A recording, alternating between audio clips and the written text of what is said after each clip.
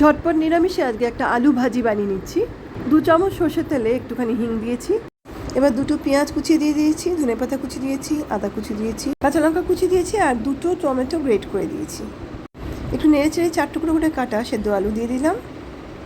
সব রান্নাটাই জোর আছে হবে, কেননা আলু সেদ্ধ করা আছে। এবার আমি দিয়ে দিচ্ছি এখানে কাশ্মীরি লঙ্কা, স্বাদ মতো নুন, 1 চামচ ধনে গুঁড়ো, হলুদ গুঁড়ো, চাট মশলা।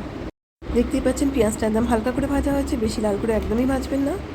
দরকার হলে একটু জলে ছিটে দেবেন। একটু সামান্য গরম মশলা দিয়েছি, উপর দিয়ে একটু ধনেপাতা ছিটিয়ে দিলাম নামাবার আগে। বেশ সুন্দর রঙটাও এসছে আর চটপটে খেতেও হয়েছিল। একদম শেষে গ্রেট করে রাখা একটু নারকেল দিয়ে দিচ্ছি উপর থেকে।